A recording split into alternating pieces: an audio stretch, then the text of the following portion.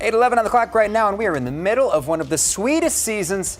It happens to be helping out young women all the while. And Jay he's dancing. He's so excited about this. We have Tammy Wharton here, who leads the Girl Scouts of Ohio's Heartland. Thank you so much for coming in. Thanks for having me. And for talking with us about the largest entrepreneurial program for girls around the globe. That is absolutely right. There is nothing like it.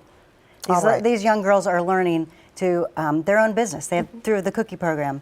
And we have about $1.6 million in proceeds that stay from what these girls are doing. So who doesn't want a $1.6 million proceed, right, let alone the revenue that they generate to do different activities and for the council's camps and all kinds of things. And I want to talk about it because I was involved with scouting for many years as an adolescent. Now I have a little girl. Boy Scouting, yeah. Now I have a little girl who I might try to coax in that direction. What do they learn in the girl? It's not all about cookies, right? It is not all about cookies. There's different programs in Girl Scouts, and you can see it on the cookie box if you look. We have STEM programs, we have outdoor programs. People are saying only Boy Scouts have them. That's not true. Girl Scouts have lots of adventure programs.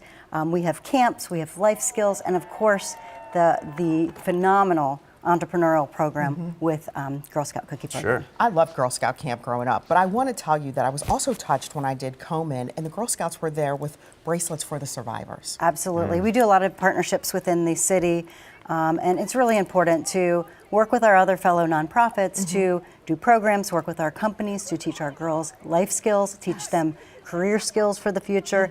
And I believe we talked a little bit last year because we had the new Dream Big Center that opened. Yes. The STEM Leadership Center at Camp Conjockety, which is 15 miles from downtown Columbus. Which is great. And lots of programs are going on there for girls, and they can go on the Big Derby and do environmental programs. You're asking about how many programs. One of the things you're going to have to do, I don't think your segment's long enough for me to share how many things there are for girls to do in Girl Scouting. And they're finding their own way. And they're learning about the leader within based on what they like. And the cool part is we do that along with caring adults. So you could be a leader. You can't be a Girl Scout, but you could, as a girl, but obviously you could be a Girl Scout leader if you choose to do that with your daughter. All right, we'd be remiss not to talk about the new flavor. Thin Mint's a crowd favorite every year. I'm a Samoa's guy through and through. Second, number two. Yeah. So favorite. Let's talk about the Explorers. You said you helped create the new flavor. I did. I was on a committee. There was 10 CEOs from across the country, which is a national cookie committee. And we work with the bakers to come up with a flavor profile based on what is popular. And that's how we got the Rocky Road inspired flavor, or sandwich cookie. And so we get to taste the cookies, we get to name the cookies, we get to talk about all of the contents that are within them. And you learn a lot about commodities and everything because cocoa prices are expensive. Sure. And the great part is it gives me skills to be able to teach to the girls as well about life. So when they go in the grocery store, they understand why some of the prices are going up, unfortunately. And everybody likes the cookies. You can They're get delicious. them. It's not just going door to door anymore. It's not. We have online sales because that's where people go to Amazon, and we want to teach girls real life how the world works. Sure. They also will have boothing coming in the middle of February. We'll have the cookies in hand, but we seem to have some cookies in hand right now. And I don't know if you've tasted them on air, but they are absolutely delicious. So I'm all about fun. So while you're doing that and Jay's taking a bite, I want to ask you about Operation Salute.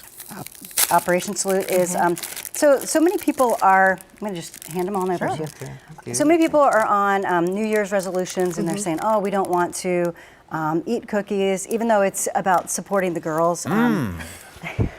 We interrupt this interview for Jay to tell you the cookie is good. The Explore Mores. Yes. That's the new one.